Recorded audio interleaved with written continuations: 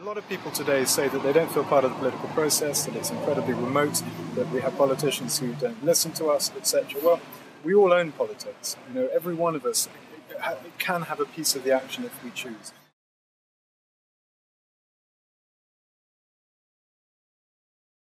I would simply say that they exist to represent their constituents' interests in Parliament.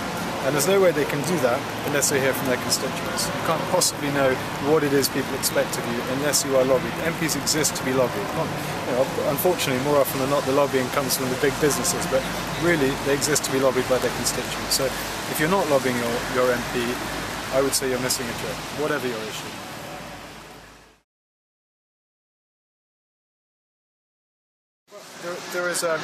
There's an upsurge in the number of people who write to their MPs as part of a kind of email campaign process. So you can get 200-300 letters from people in your constituency on a particular issue.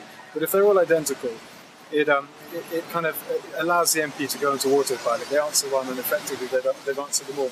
I'm not saying they shouldn't do it, they should do it, because it tells MPs what level of feeling there is on that particular issue. But a more personalised letter really counts. And by far the best thing you can do is to go see your MP.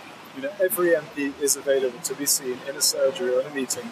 The very best thing you can do is get a group of your like-minded friends and go and lobby your MP in person. Because if 4 people come to my office, or 10 people come to my office, that is worth hundreds of emails. I will listen, I will engage, I won't necessarily agree, but I will have that discussion. And it leaves a lasting imprint. So going to see your MP is by far the best thing you can do.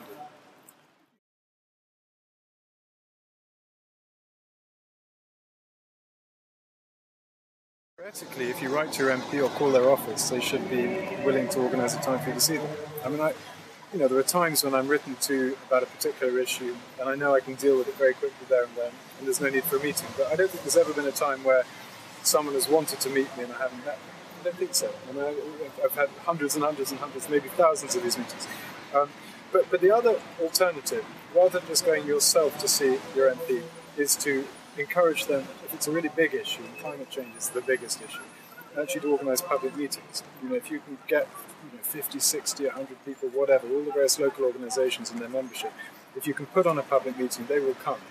And it might be that they're going to do more listening than talking, something that's not a bad thing for an MP, but it will also leave a lasting impression. Public meetings really, even in the internet age, there's no substitute for the face-to-face.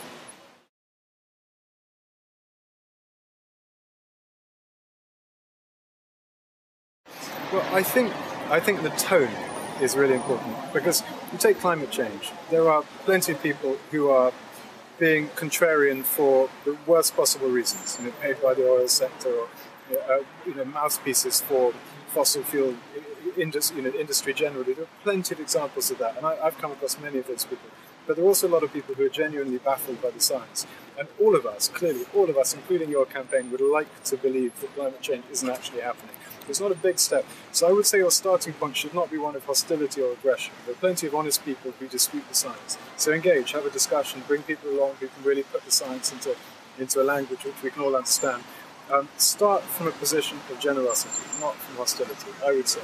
But every now and again, you need to hold your MP to account. If they break a promise, if they fail to turn up, or they refuse to come and see you or allow you to go and see them, or if they tell you one thing and then vote in a way which suggests that they've forgotten what they promised you they do, then you can really bash them over the head. But I would say that's kind of the option, the last resort, not first resort.